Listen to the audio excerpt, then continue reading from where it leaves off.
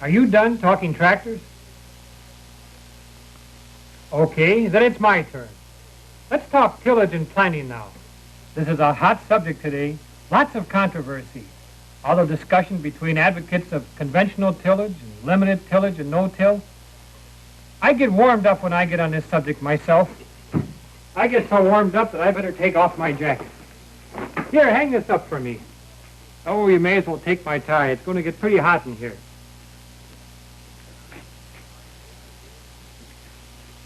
Before I get started, did you hear the story about the little old lady who came into a bookstore in Atlanta and asked, "Do you have an unprejudiced book on the Civil War written from the Southern point of view?"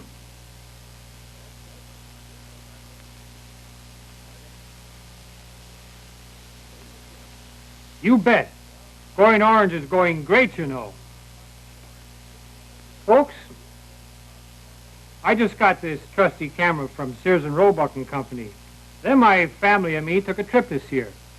Want to see the pictures? I promise not to show any of my grandchildren or the Yellowstone National Park, but let's take a look at them. Here's the most common tillage tool of all, the moldboard plow. Allis-Chalmers has them mounted and semi-mounted. If you have rocks or other obstructions, they have either a shear bolt or an auto relatch spring trip. Here's a picture of an auto relatch working. Note that this one doesn't arc into the plow sole when it swings back, and it resets itself automatically. Hitches are available so you can run the tractor on the furrow or on the land. How about this monoframe plow?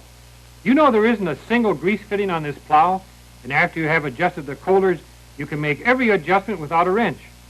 By the way, Allis-Chalmers offers plows 2-bottom to 7-bottom. 8 bottoms. That's right, 8 bottoms.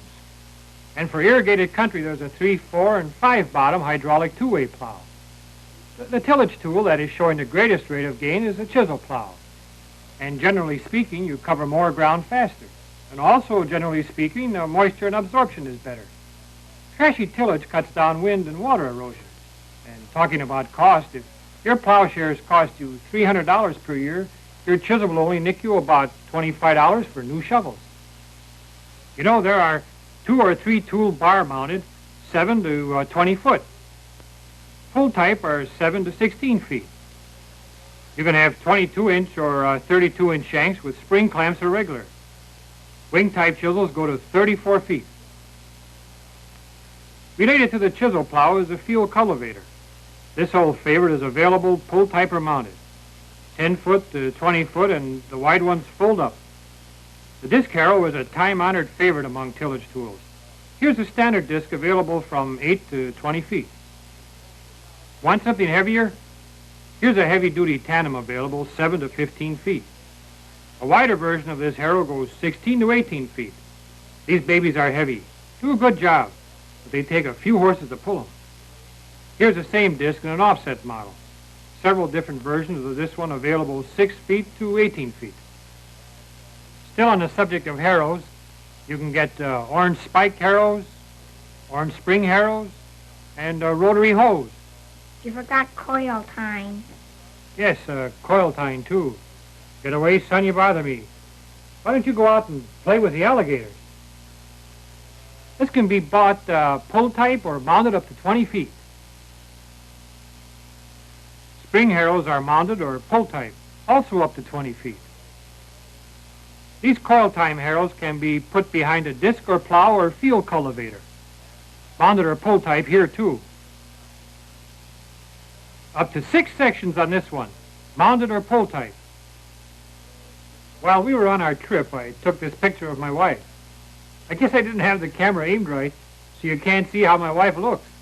But I sure got a good picture of an Allis-Chalmers dealership. Like I said, going orange is going great.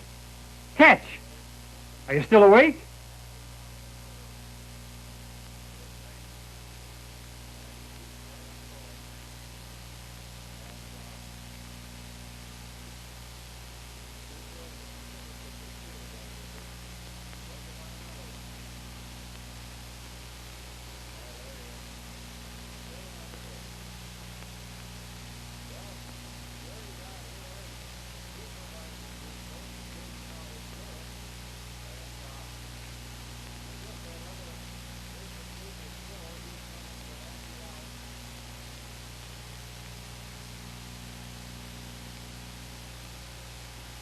That brings us up to planting time. You know, there's a just right planting date in this area that will give you highest yields 8 years out of 10. If you don't know what these dates are, check with your extension man. By the way, there are probably less of these days than you think. The value of any tillage system depends largely on its relationship to planting on schedule. And planting date will probably be your one biggest factor on yield. Every minute you save in tillage makes it easier to hit your optimum planting date.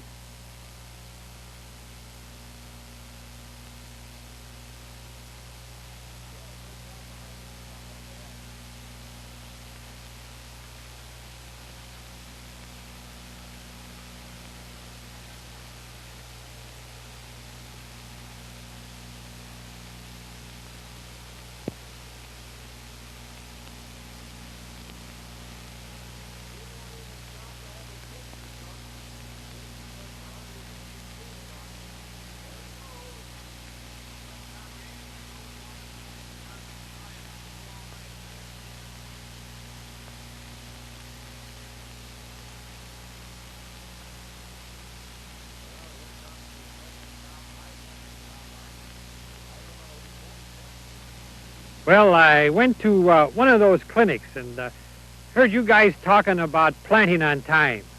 early, thick, fertilizer, pesticides, and all that stuff.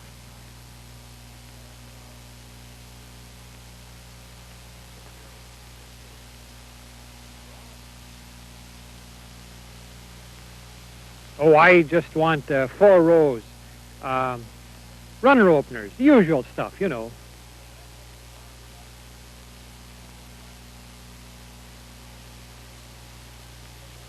Starter fertilizer, dry.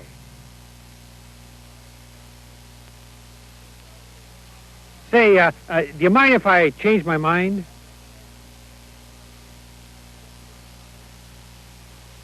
If I'm going to follow part of those clinic suggestions, by gosh, I'm going to live dangerously. I'm going to go all the way. Now, let's start over.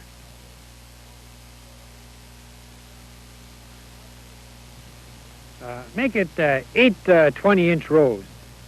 And change those pack wheels. And make it disc openers.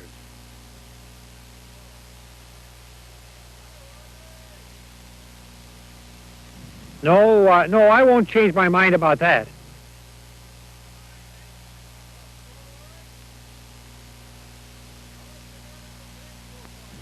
Liquid.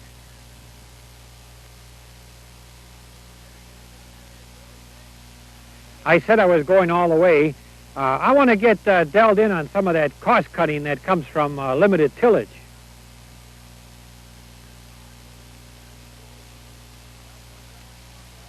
Dry.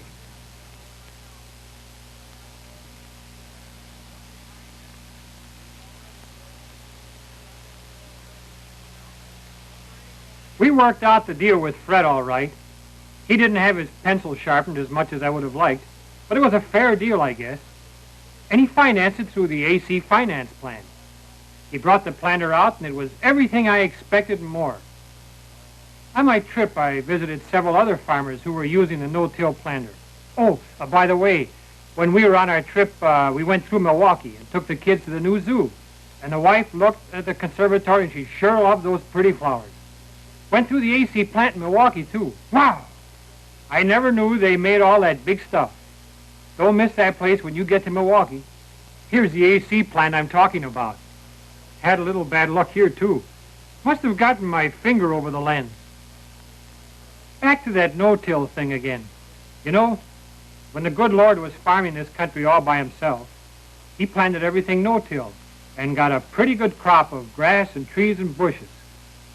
Put it another way, if you were going to plant a tree in your front lawn, you wouldn't plow the whole lawn. You'd dig a hole a little bit bigger than a ball of dirt, and then you'd set the tree in the hole. Looking at it that way, we've been taking a half-inch kernel of corn and we've been digging a 40-inch hole for it. And we've been taking a quarter-inch kernel of wheat and we've dug a 7 or 10-inch hole. Here's a man planting right in the previous year's corn stubble. Shredding the stalks ahead of time is okay, but it's not all that important, they tell me. Here's a man planting in stubble. In plain, ordinary, everyday stubble. That's fine. Get out of here. Have your mother give you an overdose of Ovaltine, will you? Yes, that's sod. Imagine what that sod would do to preserve your hillside. Eliminate contour work, maybe even terraces on many fields.